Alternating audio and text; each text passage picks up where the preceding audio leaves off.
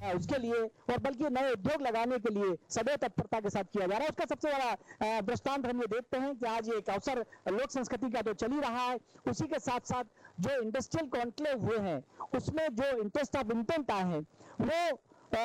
इतने गौरव करने वाले हैं, इतने हर्ष प्रकट करने वाले हैं कि मध्य प्रदेश आने वाले दिनों में एक ऐसा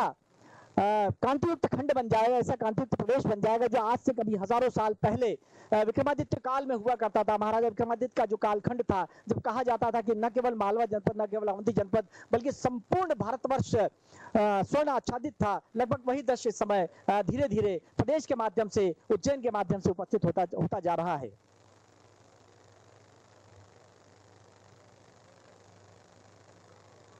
चांदी की पालकी में विराजित होकर श्री महाकालेश्वर महाराज आज चंद्रमौलेश्वर स्वरूप में विराजित हैं और नगर भ्रमण के लिए प्रजाजनों का हाल जानने का। ऐसा कहा जाता है कि राजा जब तक महलों में है तब तक वो राजा है, लेकिन वो जब प्रजाजनों का हाल जानने के लिए वर्ष में एक बार या कई बार निकलते हैं तो ऐसे राजा को प्रजा ईश्वर मान लेती है। शायद लोकतंत्र की परंपरा का सबसे बड़ा प्रतीक अगर कहीं दिखाई देता है तो सवारी में दिखाई देता है। उपनिषद और परंपराओं में माना जाता है कि प्रतिमाएं 5 प्रकार की होती है: ध्रुव, कौत्सुक, उत्सव, बलि और स्वप्न। उनमें से जो उत्सव प्रतिमा होती है वो भ्रमण योग्य होती है और उसी का एक परिमाण यहाँ पर प्रणाम, यहाँ पर प्रतीक यहाँ पर दिखाई दे रहा है। हम बहुत प्रणीत भाव के साथ जितने भी श्रद्धालु इस समय सवारी मार्ग के दोनों ओर खड़े हुए हैं उनका हार्दिक स्वागत और अभिनंदन करते हैं। जय महाकाल का उद्घोष एक बार फिर, और शिप्रा का एक कलकल करता हुआ तट, जहां पर हजारों हजार अवतारों ने अपने प्रतिबिंबों को निहारा है, हजारों हजार संतों ने, ऋषियों ने, मुनियों ने अपने प्रतिबिंबों को निहारा है। शिप्रा का यह जल गंगा संवर्धन अभियान का उस बात का द्योतक है, उस बात का ऐलान करता है, उस बात की घोषणा करता है कि जल की एक एक बूंद बचाने के लिए हमारे प्रदेश और प्रदेश के मुखिया कृत संकल्पित हैं।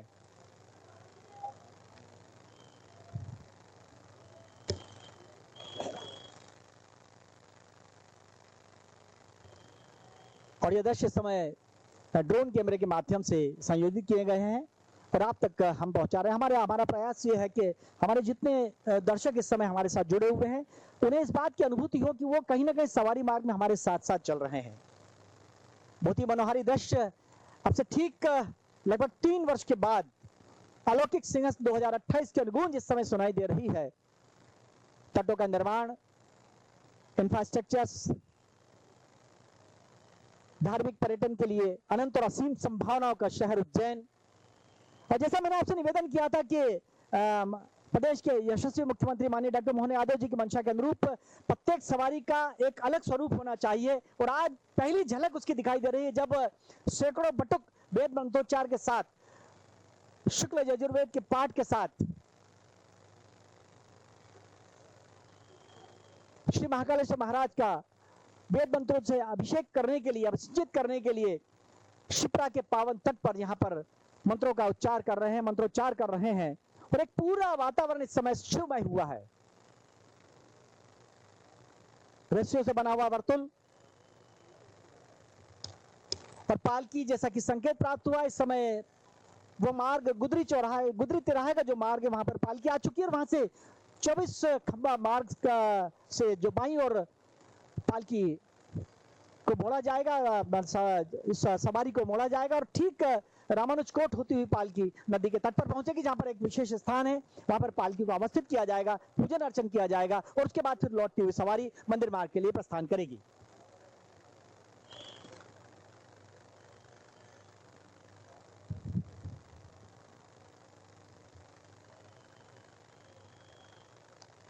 रियल एस्टेट, चिकित्सा, शिक्षा, हेल्थ, इंफ्रास्ट्रक्चर, कला और संस्कृति के साथ साथ वस्त्र उद्योग, टेक्सटाइल, हर्ब्स और धार्मिक पर्यटन के दृष्टिकोण से इस समय हमारा मध्य प्रदेश सबसे आगे है, जहां बड़े घराने अपने उद्योग के साथ यहां पर आने के लिए तैयार हैं और उसमें सबसे महती भूमिका हमारे प्रदेश के मुखिया, जन जन के लाडले नेता माननीय डॉक्टर मोहन यादव जी की है, जिनकी एक संकल्पना है कि हमारा उज्जैन ही नहीं बल्कि हमारा प्रदेश और बल्कि प्रदेश के प्रत्येक जिले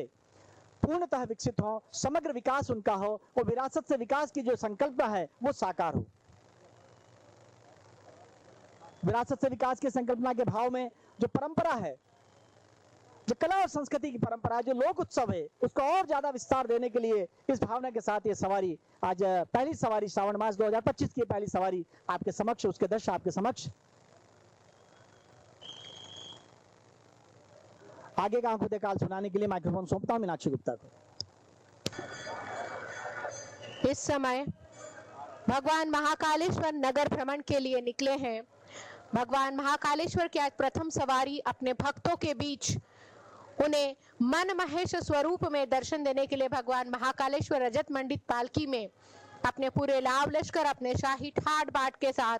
अपने पूरे वैभव के साथ आज अपने भक्तों के बीच पधारते हुए इस समय ये बहुत ही भव्य और दिव्य दृश्य आप इस समय भगवान महाकालेश्वर के दिव्य दर्शनों का लाभ ले रहे हैं। बहुत ही अनूठी परंपरा है जो आज से 200 साल पूर्व एक छोटी सी परंपरा के रूप में प्रारंभ हुई थी। सिंधिया राजघराने के द्वारा प्रारंभ की गई इस परंपरा का स्वरूप धीरे धीरे विस्तृत होता गया और आज इतना विराट हो गया है कि आज न केवल उज्जैन बल्कि विश्व के कई देशों में भगवान महाकालेश्वर की सवारी को एक बहुत ही भव्य और दिव्य लोक उत्सव के रूप में देखा जाता है। जिस तरह से भगवान जगन्नाथ की रथ यात्रा पूरे विश्व में प्रसिद्ध है, ठीक उसी तरह से भगवान महाकालेश्वर की सवारी, उनका ये नगर भ्रमण भी पूरे विश्व में अपने लिए एक अनूठी पहचान बनाए हुए भगवान महाकाल के भक्तों को संदेश देता है कि जब स्वयं भगवान महाकालेश्वर अपने दरबार को छोड़ देते हैं और वे अपने भक्तों के बीच पधारते हैं तो उनके भक्त भी आस्था और विश्वास के साथ, पूरी श्रद्धा और विश्वास के साथ पलक पावड़े बिछाकर भगवान महाकालेश्वर का स्वागत करते हैं। मां शिप्रा का पावन तट ड्रोन कैमरे से लिया गया अवंतिका नगरी का बहुत ही सुंदर दृश्य जो इस बात का संकेत दे रहा है कि अब अवंतिका नगरी सिंहस्थ कुंभ के लिए धीरे धीरे तैयार हो रही है। प्रदेश के माननीय मुख्यमंत्री श्री मोहन यादव जी की इच्छा अनुसार भगवान महाकालेश्वर की सवारी के लिए अलग अलग थीम इस बार तय की गई है और आज जो प्रथम सवारी है उस प्रथम सवारी में वैदिक निनाद से आज भगवान महाकालेश्वर का, वैदिक मंत्रों से भगवान महाकालेश्वर का दिव्य और भव्य स्वागत होगा। बहुत ही सुंदर दृश्य इस वक्त सवारी मार्ग का ड्रोन कैमरे से संयोजित करके आप तक पहुंचाने का प्रयास हमारे कैमरामैन के द्वारा किया जा रहा है। मां शिप्रा का ये पावन तट और पावन तट के दोनों तरफ हजारों हजार श्रद्धालु अपने मन में आस्था और विश्वास का भाव लिए हुए, हाथों में श्रद्धा के पुष्प लिए हुए, ओम नमः शिवाय का जयकारा लगाते हुए, हर हर महादेव का जयकारा लगाते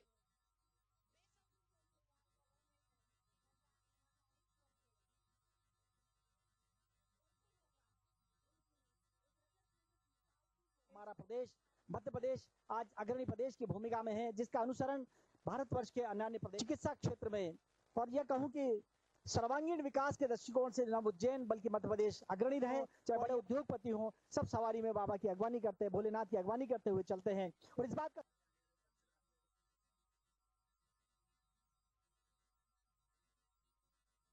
जवानों का यह दल कंधों पर आयुध को रखे हुए शस्त्र बंदूकों गाड़ी में दिनानुदिन देखा जाता है कि युवा पीढ़ी विशेष रूप से इसमें रुचि लेती है। बताते हुए पुरुष जिनकी एक संकल्पना है कि उज्जैनी न केवल धार्मिक पर्यटन के लिए बल्कि की दिव्य सवारी निकली है। शिवाय और हर हर महादेव के जयकारों से पूरी शिप्रा मैया के तट को गुंजायमान कर देते हैं। आज शिवमय हुई इस नगरी में आस्था और विश्वास का सैलाब हर मार्ग के हर तरफ देखने को मिल रहा है। इस समय 500 से भी अधिक बटुक अपने वैदिक मंत्रोच्चार के साथ भगवान महाकालेश्वर का आज दिव्य और भव्य स्वागत करेंगे। माननीय मुख्यमंत्री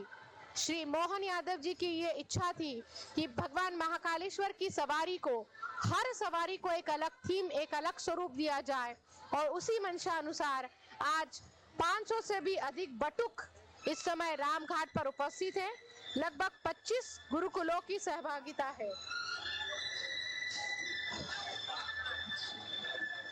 एक और भगवान महाकालेश्वर की इस नगरी को जहां धार्मिक आस्था और विश्वास के साथ एक नया रूप देने का प्रयास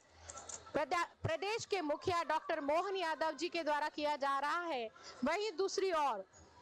शिक्षा, स्वास्थ्य,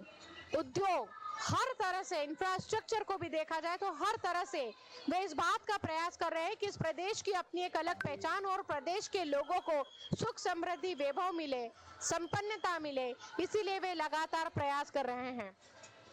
आज हमारे प्रदेश के मुखिया डॉक्टर मोहन यादव जी इस समय दुबई में हैं। वे उद्योगपतियों से संपर्क में बने हुए हैं और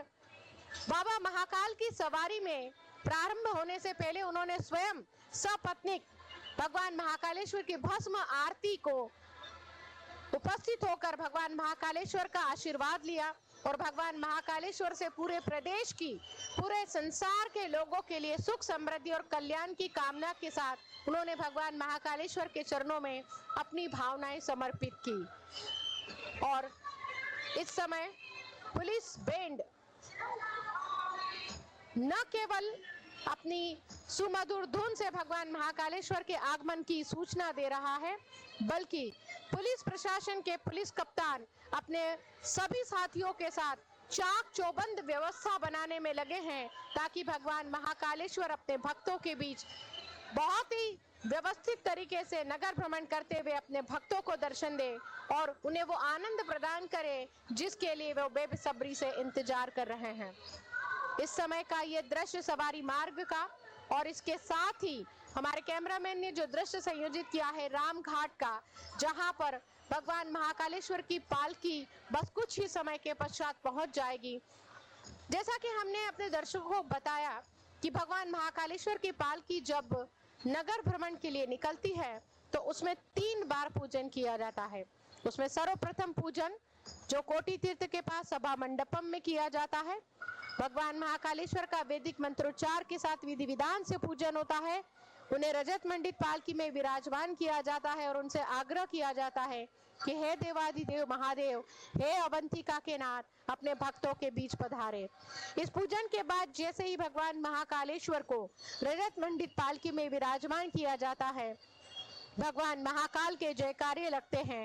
ओम नमः शिवाय, हर हर महादेव से पूरा मंदिर प्रांगण शिवमय हो जाता है, भक्तिमय हो जाता है। इस समय भगवान महाकालेश्वर की रजत मंडित पालकी अपने निर्धारित मार्ग पर क्रमशः आगे बढ़ते हुए रस्सी का वर्तुल बनाते हुए और इसी के साथ कहारों के कंधे पर अवंतिका के नाथ विराजमान होकर अपने भक्तों को दर्शन देने के लिए क्रमशः धीरे धीरे आगे बढ़ते हुए आगे की ओर प्रस्थान करते हुए इस समय दिखाई दे रहे हैं। कहते हैं कि भगवान शिव सृष्टि के रचयिता हैं। कहते हैं कि भगवान महाकालेश्वर और माँ भगवती जिन्होंने सृष्टि की रचना की है वे ताल के भी देवता हैं, वे सृष्टि के रचयिता भी हैं और वे सृष्टि के संहारक भी हैं। जो दया और करुणा के सागर है,